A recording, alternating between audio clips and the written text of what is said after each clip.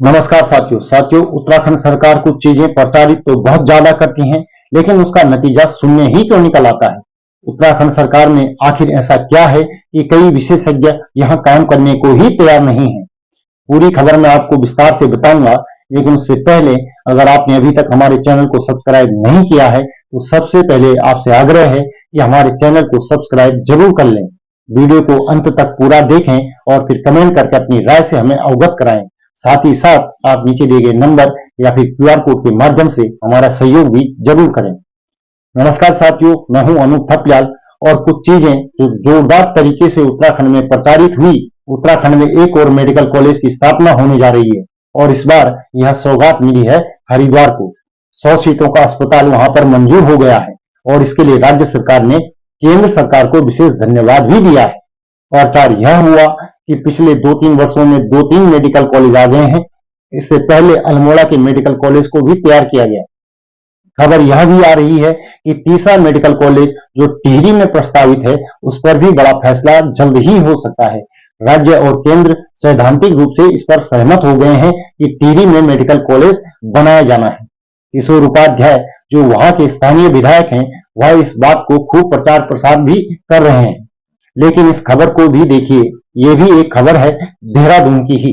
देहरादून मतलब एक राजधानी जहां पर तमाम सुख सुविधाएं उपलब्ध हैं और वहां पर एक्सपर्ट डॉक्टर्स राज्य सरकार को नहीं मिल पा रहे हैं।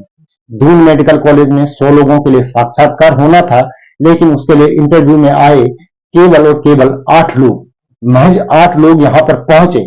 प्रोफेसर, एसोसिएट प्रोफेसर और दूसरे एक्सपर्ट्स के लिए वैकेंसी निकाली गई थी। इससे पहले यह भी प्रचारित किया गया था कि जो एक्सपर्ट्स हैं उनको जो कंसल्टेंसी फीस दी जाएगी, जो उनके वेतन होंगे, उनको सुख सुविधाएं होंगी, उनमें 1.5 गुना की वृद्धि कर दी गई है। यानी अगर आज को आज 5 लाख रुपए मिलते हैं तो उसको 7.5 लाख रुपए सरकार देगी। 5 लाख सिर्फ एक नंबर बताने की मैं कोशिश कर रहा हूं, लेकिन फिर भी राज्य सरकार को एक्सपर्ट डॉक्टर नहीं मिल पा रहे हैं। और दूसरी तरफ नए नए मेडिकल कॉलेज खोले जाने को लेकर खूब जोरदार तरीके से प्रचार प्रसार हो रहा है।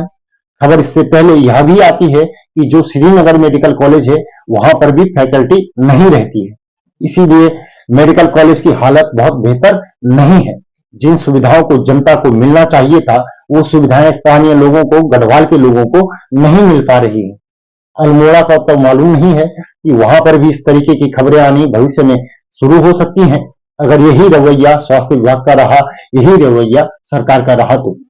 अब इस खबर को भी आप देखिए, यहाँ पर डॉक्टर आंदोलन करने की तैयारी में है और आंदोलन न हो इसके लिए जो स्वास्थ्य सचिव डॉक्टर आर राजेश कुमार हैं वो बैठक करते हैं डॉक्टर्स के साथ और आंदोलन को 15 दिन के लिए टाला जाता है।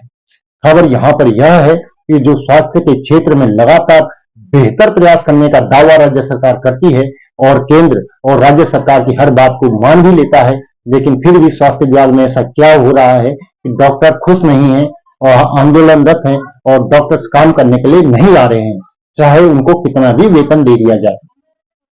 उत्तराखंड देहरादून में कई दूसरे मेडिकल कॉलेज भी हैं, निजी मेडिकल कॉलेज। हाल फिलहाल में तैयार हुए मेडिकल कॉलेज भी हैं जहां पर तमाम डॉक्टर्स अपनी सेवाएं देने के लिए पहुंच भी रहे हैं। निजी क्षेत्र में तो ऐसी कोई खबर नहीं आती है कि वहां पर डॉक्टर्स का अकाल पड़ा हुआ हो या डॉक्टर अपनी सेवाएं देने के लिए वहां पर सर्विस करने के लिए तैयार नहीं है। तो फिर आखिर सरकारी क्षेत्र में ऐसा क्यों हो रहा है कि डॉक्टर काम करने के लिए तैयार नहीं है? अब क्या ये शासन स्तर पर कोई गड़बड़ी हो रही है? क्या निदेशालय स्तर पर या फिर मंत्रालय में ही कोई गड़बड़ है, या फिर डॉक्टर की बात शायद उतनी गंभीरता से नहीं ली जा रही है जितनी गंभीरता से ली जानी चाहिए, या कहीं कोई एक बात तो मिसिंग है जो राज्य सरकार समझ नहीं पा रही है? इन सबका नुकसान तो केवल उस जनता को ही भुगतना पड़ेगा जिसके लिए राज्य सरकार प्रयास करती है और कुछ सुविधाएं लेकर आ भी जाती है। अगर मेडिकल कॉलेज खुल जाता है तो राज्य सरकार उसे अपनी जेब में लेकर घर नहीं चली जाती है, बल्कि आम जनता के लिए ही वह होता है। और आम जनता को अगर वहां पर डॉक्टर नहीं मिलता तो इसकी जिम्मेदारी किसकी है, यह सोचना भी काफी महत्वपूर्ण है। अगर आपको इसका जवाब मिले तो कमेंट करके हमें जरूर बताइएगा। अभी के लिए इतना ही। अगली रिपोर्ट में आपसे पुनः जल्दी ही मुलाकात होगी। तब तक के लिए नमस्कार।